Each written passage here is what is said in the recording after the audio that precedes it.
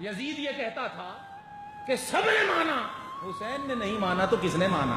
اور یہ بات امام علی مقام کو بھی پتا تھی. وہ بیعت لیتا رہا، آپ نے اپنی بیعت لینے کے لیے مسلم کو بھیج دیا کوفے.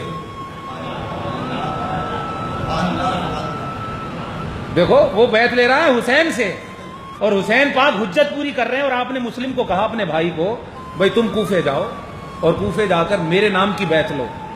واللہ مبالغہ نہیں کروں گا، منبر رسول پر بیٹھا ہوں، یزید تو تخت پر آ کر بیعت لیتا پھرتا تھا، لیکن یہ بغیر تخت پر ہوئے مدینہ کو چھوڑے، مکہ کو چھوڑ کر عازم سفر اکیلا حسین اور اپنے اکیلے بھائی کو 2 بچوں کے ساتھ بھیج رہا ہے مسلم بن عقیل کو کوفے میں، اور کہہ رہا ہے کہ کوفے والوں کو کہو کہ میں حسین کا نمائندہ ہوں، بیعت لینے آیا ہوں، تمہیں اختیار ہے، چاہو تو یزید کی بیعت میں رہو یا یزید کی بیعت توڑ کر حسین کی بیعت میں آ جاؤ. تاریخ گواہ ہے پہلے ہی دن جب کوفے کی جامع مسجد کے اندر مسلم بن عقیل نے خطبہ پیش کیا اور ہاتھ پیش کیا بیعت کا، 12,000 کوفیوں نے آزادی کا اظہار کرتے ہوئے یزید کی بیعت کو توڑ دیا، مسلم کی بیعت کو اختیار کر دیا.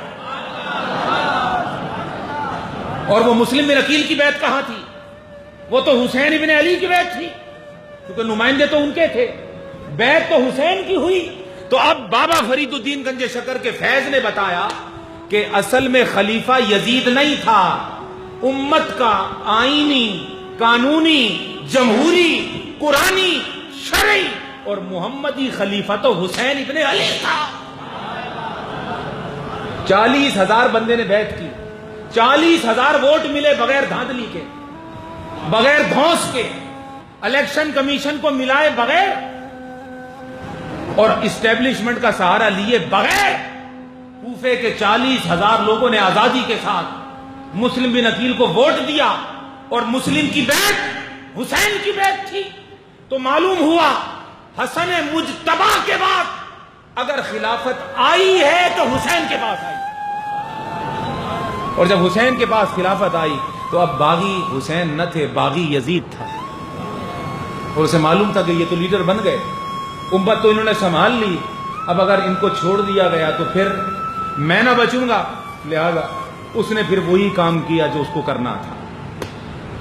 اور 10 محرم الحرام کو اس 72 یا 100 یا 120 مختلف اعداد ہیں، لیکن زیادہ کا اتفاق ہے کہ وہ 72 افراد تھے.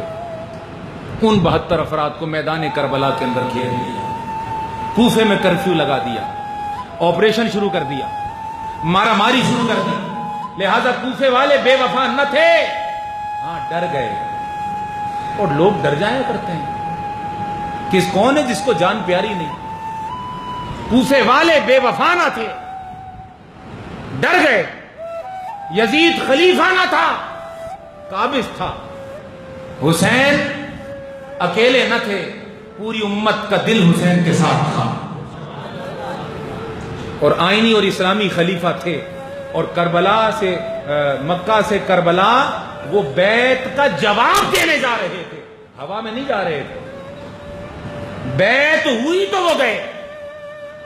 اور مرشد پر واجب ہے کہ مرید جب اسے بلائے تو مرشد آئے. بیٹا مشکل کشا کا ہو، بیٹا مشکل کشا کا ہو اور قوم کو مشکل میں چھوڑ کر نکل جائے، نہیں. مشکل کشا کا بیٹا ہونا یہ اس بات کا ثبوت اور اس بات کے لیے لازم ہے کہ وہ گھر نہ بیٹھے. جنہوں نے بیعت کی ہے جب وہ بلائیں تو وہ آئے، اور بیعت کرنے والوں پر بھی لازم ہے کہ وہ بیعت کر کے گھر نہ بیٹھ جائیں. مرشد بھی میدان میں کھڑا ہو، مرید بھی میدان میں کھڑا ہو، تو پھر ایک کیا کروڑوں یزید آ جائیں پاؤں کی ٹھوکر پر.